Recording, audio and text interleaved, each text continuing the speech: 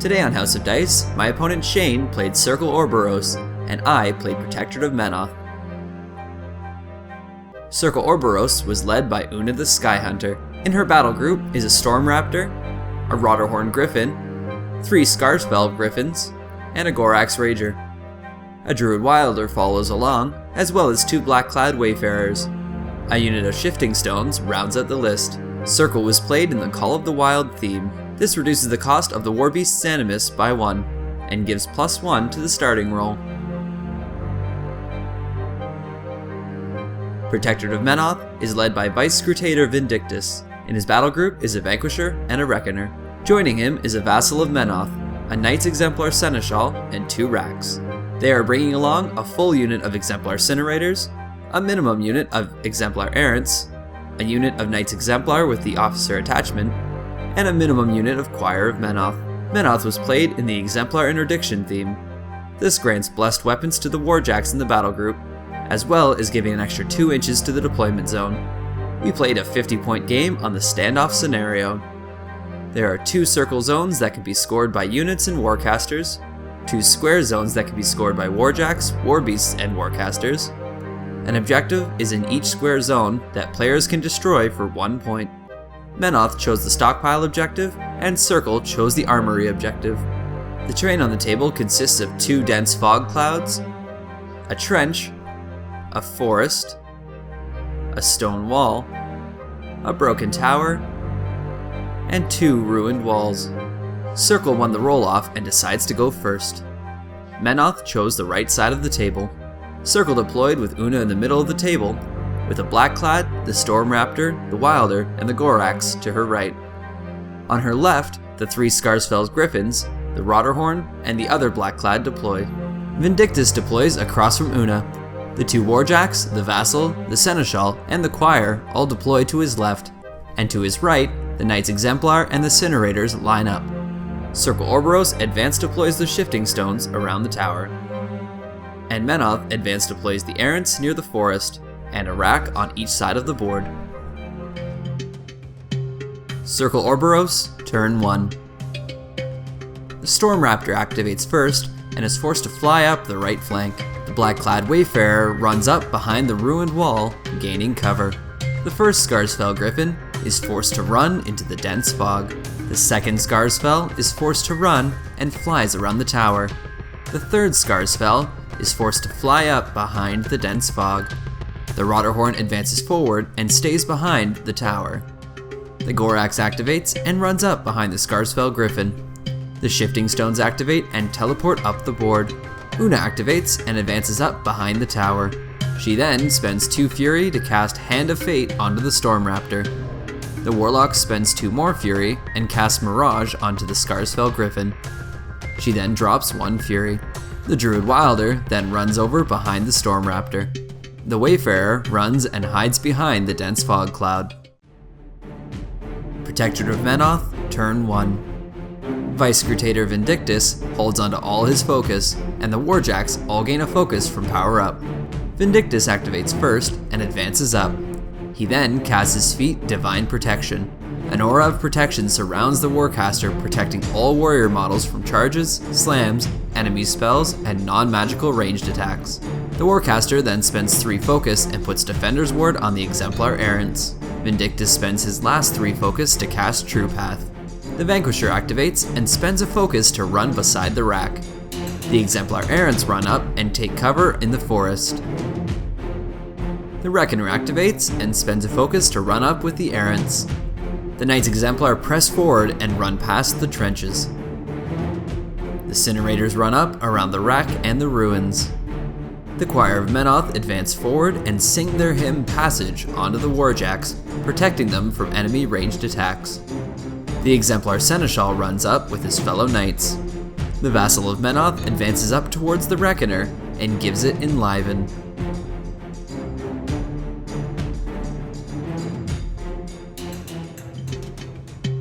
Circle Orboros, turn 2. Una leeches all the fury from her Warbeasts, going up to 7 fury. The Wilder upkeeps Hand of Fate for free. The Scarsfell Griffon gets to move due to Mirage, and then the spell drops. The first Scarsfell activates and moves out of the cloud. It then goes to the back edge of the zone and uses its Animus Elusive. The second Griffon activates and flies towards the tower, and then also uses its Animus. The Black-clad Wayfarer advances up behind the dense fog and hides from the advancing Exemplar. The Shifting Stones activate and teleport over.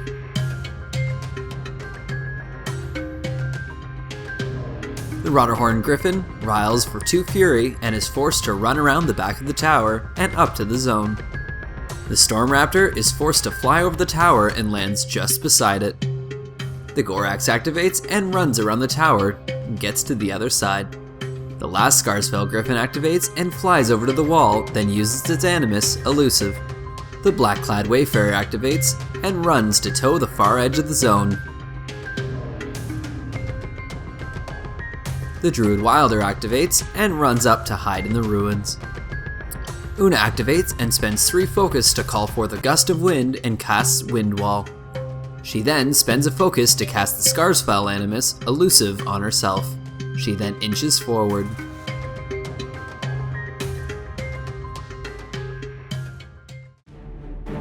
Protectorate of Menoth, turn 2. Vindictus drops Defender's Ward, and both the Warjacks power up.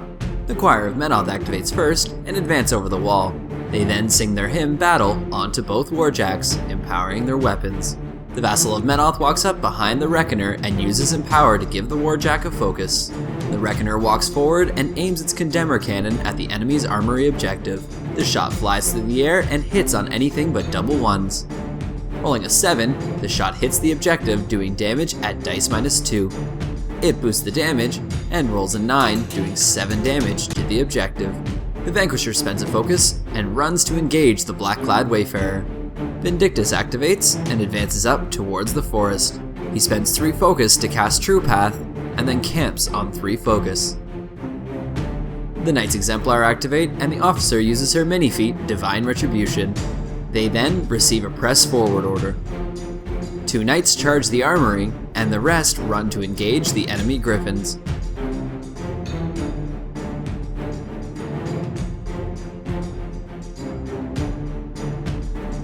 The first Knight swings his Relic Blade, automatically hitting the objective. It does damage at dice -7. Rolling a 16, it does 9 damage to the Armory, destroying the objective and scoring 1 control point for Menoth. He then gets to move due to Overtake. The Exemplar Errants advance and take aim at the enemy Warlock with their Blessed Crossbows. They need a 9 to hit. The first Exemplar aims, and rolling a 10, the arrow finds its mark, doing damage at dice -5. Rolling a 4, the bolt does no damage to Una. The second Errant fires and rolls a 9. The arrow flies towards the Warlock, but rolling a 5, it fails to pierce her armor. The third Menite loses a bolt, but rolls a 5 and shoots wide. The fourth steadies himself and fires. Rolling a 10, the bolt hits Una, and rolling a 7, it does 2 damage to the Skyhunter. The Incinerators run past the ruins and try to engage the Griffins.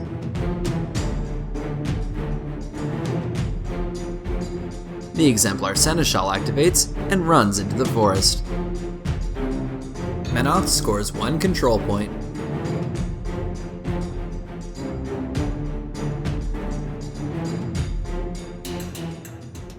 Circle Orboros, turn 3. Una leeches the fury from her war beasts, going up to 7. The Druid Wilder upkeeps Hand of Fate for free. The Black-clad Wayfarer walks around the Vanquisher, ensuring not to leave its melee range. He then uses Hunter's Mark on Vindictus. Summoning energies to mark his target, he needs an 8 to hit, but rolls a 6 and the spell fails. The Shifting Stones resonate with energy and teleport the Gorax up into the middle of the Exemplars. The Gorax activates and a rage fills the mind of the beast as it's forced to use its Animus Primal for 1 fury. It swings its massive fist into an Exemplar, needing a 5 to hit. It rolls a 4 and the Knight jumps back and avoids the attack. The Gorax roars in anger as its fist swings towards the Knight and is forced to boost the attack. Rolling a 13, the fist crunches into the armor of the Menite, doing damage at dice -1. Rolling a 6, the Knight is killed. Una activates, moves over, and spends 2 Fury to cast the Gorax's Animus Primal onto the Rotterhorn Griffon. She then spends 2 Fury to cast the same Animus on the Scarsfell Griffon.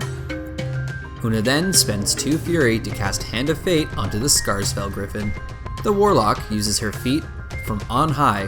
Her griffins fly into the air out of reach of enemy attacks and are able to fly a greater distance. The Storm Raptor advances behind the line of Exemplars, taking free strikes from 2 knights. They need a 3 to hit. The first knight swings his greatsword and rolling a 6, the weapon slices into the Storm Raptor. It does damage at dice -5. Rolling an 18, it does 13 damage to Spiral 2.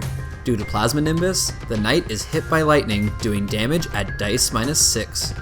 Rolling a 6, the attack does no damage. The second knight stabs with his Relic Blade. Rolling an 8, the attack hits. And rolling for damage, he rolls a 13 and does 8 damage to Spiral 5. The lightning strikes at the Menite, but rolls a 5 and does no damage to the knight. The Storm Raptor lands behind the knights and uses its Animus, Skyfire, making its lightning strikes more accurate and more damaging. The Gargantuan shoots lightning out towards Vindictus, needing a 7 to hit. It is forced to boost the attack. Rolling a 13, the lightning hits the Warcaster. The Storm Raptor is forced to boost the damage at straight dice. Rolling an 8, the attack does 8 damage to Vindictus. He spends 1 focus to overboost his shields and reduce the damage to 3. The attack triggers Lightning Generator, which hits D3 models. Rolling a 6, the lightning strikes out at 3 errants. The first errant takes damage at dice -4. Rolling a 7, it shocks the knight and kills him. The second errant is hit, and rolling a 6, he is also killed. The third errant is hit, and rolling a 5, it shocks and kills the Menite. The Storm Raptor is forced to reload and fires more lightning at Vindictus. Rolling a 7, the lightning just hits the Warcaster. Rolling a 9, the lightning singes Vindictus and he is forced to overboost his shield for a focus, reducing the damage to 4. Lightning strikes out to D3 targets, and rolling a 4, it hits a choir member and the Vassal of Menoth. The choir member takes damage at dice -2. Rolling a 7, the choir member is electrocuted. The Vassal takes damage at dice -2, and rolling an 8, the Vassal takes 6 damage, also killing him. A Scarsfell Griffon activates and runs towards Vindictus, and gets behind the Warcaster.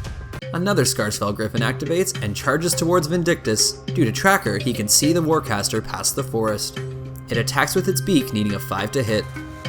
Rolling a 6, it bites into the Warcaster's armor, and does damage at dice -2. Rolling a 12, it does 10 damage to Vindictus. The Warcaster spends a focus to reduce it down to 5. The Griffin strikes out with its claw, and rolling a 6, its talons rake into Vindictus' armor, doing damage at dice -3. Rolling a 12, it slashes through the armor and kills the Warcaster. So today on House of Dice, I was joined by Shane, and you played Circle. I had played Protectorate of Menoth. So, you did win the game. What was the idea behind your list, and did it work in the way you intended it? The idea behind my list is just kind of, I wanted to bring Zapdos because it's an awesome model, and the whole idea is just a really far extending list, so I can kind of out-threat my opponent, and just, get the alpha and hope I do enough damage to kind of get up on attrition. In this case, I couldn't because of the feat, his feat, so... Yeah, Vindictus' feat is just awesome. It shuts down most alpha strikes and really gets you to jam in zones. Couldn't shoot, couldn't charge. The lights can't trample, so basically I just had to give up the turn and let you just go up. I think it was 2 points. Yep. So... Yeah, I took out the box and was able to score my own zone. I was really hoping to go for a slightly longer game where I could have held you back, and really I didn't need to score that many more points. I probably could have killed that Wayfarer and been scoring at least 2 points next turn. Yeah. If not 3, if I could have cleared out that second zone. That's kind of why I was forced into assassination. Yeah, and I did not know the birds can assassinate from that far. Yeah, if Hunter's Mark comes off, I think it's 14.5. Yeah. Zapdos is 16. It's quite a distance. Tracker. So really, next time I should just really be more careful. Be more aware of your threat ranges as well. Yeah. I was hoping to jam you up and realized you can't jam birds. Yeah, not on her feet time. No. So that was definitely what cost me, is trying to jam up and realizing I can't, or else I would have probably kept my units a little further back, which would have allowed them to not have a landing spot. I was really afraid of E-Leap, so I wanted to spread everything out. Yeah. So I feel like I wasn't really going to win in that sense. If I kept them back, they would have been more clumped, meaning you would sort of torn through them. Yeah, plus you were up on attrition. The thing with your list as well, there's 16 Weapon Masters still left on the table. Yeah. So I can't jam, I can't contest, because Power of 13 Weapon Masters can one-shot a Griffin. Yeah. So I usually would like maybe jam on the turn, put up dodge, but I just didn't want to risk it because I just get one shot by all these Menoth Weapon Masters, which is very intimidating. Yeah, I just needed one more turn and could have had it. If I had Vindictus back a little bit further, he would have been safe. About 1 inch. If he was 1 inch back, then I was toast. It was game over. Yeah, that's all he needed. Yeah. Unfortunately, I didn't see it coming, but next game, right? Yeah, next game, I'm maybe gonna try and go second. No, I don't know. See, my list does want to go second. Yeah. I really want to go second because I want to counter deploy. Yeah. B, I want to be further up the table because if I can be in because you get 2 inches extra. I get that 2 inches extra, and then really I'm second. I'm halfway up the table with my errants right away. Honestly, I don't know what I would do in the next game. If we did a rematch, for example, and you just keep him out of threat. Yep. I don't know how I deal with that many Weapon Masters with Defender's Wards. Without taking weirds, which I can't take I can't take the too much, but she likes birds. Yeah, you need your birds. I really don't know what I would do had it not gone down to assassination. I think probably next turn I try and contest, kill a bunch of stuff, Weapon Masters kill my guys, you go up more points because I can't get into your zone there. Yep. And then you just wipe my table, and then I cry. Yeah. And give up. But I celebrate, so that counts. Well, anyways, if you guys like what you see, be sure to like, subscribe, and comment down below. And if you'd like to support the channel, check out our Patreon, and all the links for that is also down below. Thanks for watching, and have a good one.